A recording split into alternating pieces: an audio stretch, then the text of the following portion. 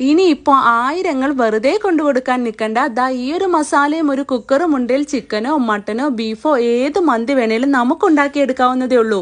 അതിനായി മസാലയ്ക്ക് ദാ ഈ കാണുന്ന സ്പൈസസ് എല്ലാം ഒരു മിക്സിയുടെ ജാറിലേക്ക് ഇട്ട് കൊടുത്ത് തരിയില്ലാതെ നന്നായി പൊടിച്ചെടുക്കാം. ഇവ ഓരോന്നും അതിൻ്റെ അളവ് ഞാൻ കമൻറ്റിൽ പിൻ ചെയ്യുന്നുണ്ട്.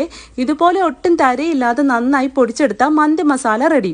ഇനി ചുവട് കട്ടിയുള്ള ഒരു കുക്കർ അടുപ്പത്ത് വെച്ച് 1 ടേബിൾ സ്പൂൺ നെയ്യ് 2 ടേബിൾ സ്പൂൺ വെജിറ്റബിൾ ഓയിലും ഒഴിച്ചു കൊടുത്ത് ഇതൊന്ന് ചൂടായി വരുമ്പോൾ ചെറിയൊരു സവാള നൈസായിട്ട് സ്ലൈസ് ചെയ്തതും 1 ടേബിൾ സ്പൂൺ ഇഞ്ചി വെളുത്തുള്ളി പേസ്റ്റ് 2 ടേബിൾ സ്പൂൺ പൊടിച്ചു വെച്ച മന്തി മസാലയും ഇട്ട് കൊടുത്ത് 1/2 ടീസ്പൂൺ മഞ്ഞപ്പൊടിയും ചേർത്ത് നന്നായി വഴറ്റി ഇതൊന്ന് വഴണ്ടി വരുമ്പോൾ കഴുകി വൃത്തിയാക്കി വെച്ച 1.5 കിലോഗ്രാം മട്ടനും ചേർത്ത് കൊടുത്ത് ഇളക്കി യോജിപ്പിച്ച് മട്ടൻ മുങ്ങിക്കിടക്കാൻ അളവിൽ വെള്ളം ഒഴിച്ച് കുക്കർ അടച്ച് മീഡിയം ഫ്ലെയിമിൽ ഒരു 5 വിസിലടുപ്പിച്ച് തീ ഓഫ് ചെയ്യാം.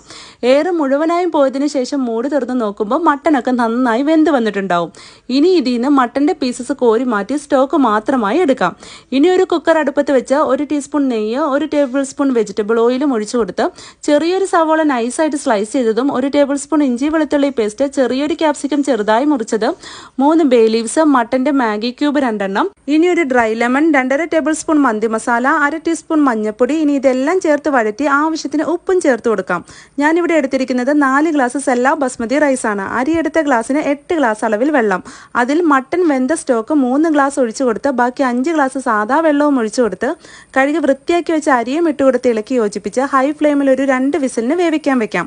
ആ സമയം കൊണ്ട് ഒരു പാനിലേക്ക് 1 ടേബിൾ സ്പൂൺ നെയ്യ് ഒഴിച്ചു കൊടുത്ത് ഈ നെയ്യ് ഒന്ന് ചൂടാവുമ്പോൾ വേവിച്ച് വെച്ച മട്ടനും ഇട്ട് കൊടുത്ത് 1.5 ടേബിൾ സ്പൂൺ മന്തി മസാലയും ഇട്ട് കൊടുത്ത് ആവശ്യമെങ്കിൽ ഉപ്പും ചേർത്ത് കൊടുത്ത് നന്നായി ഇളക്കി യോജിപ്പിച്ച് മസാലയൊക്കെ പിടിച്ചതായി ഈ ഒരു പരുവത്തിൽ തീ ഓഫ് ചെയ്യാം. ആ സമയം കൊണ്ട് നമ്മുടെ അരിയൊക്കെ നന്നായി വെന്ത് വന്നിട്ടുണ്ട്. ഇനി ഫ്രൈ ചെയ്ത് വെച്ച മട്ടൻ്റെ പീസസ് ഓരോന്നായി അരിയിലേക്ക് വെച്ച് കൊടുത്ത് നടുവിലായി ഇതുപോലെ മുളകും കുത്തിവെച്ച് ഇതുപോലെ ഒരു പാത്രത്തിൽ കുറച്ച് കനലും ഇട്ട് കൊടുത്ത് മുകളിലായി കുറച്ച് എണ്ണയും ഒഴിച്ചു കൊടുത്ത് തീ ഓഫ് ചെയ്ത് മൂടി വെച്ചൊരു 15 മിനിറ്റ് വെച്ചതിന് ശേഷം മൂടി തുറന്ന് വറുത്ത് വെച്ച സവോളയും കാഷ്യൂവും ബദാമും ചേർത്ത് കഴിഞ്ഞാൽ അടിപൊളി മട്ടൻ മന്തി റെഡി.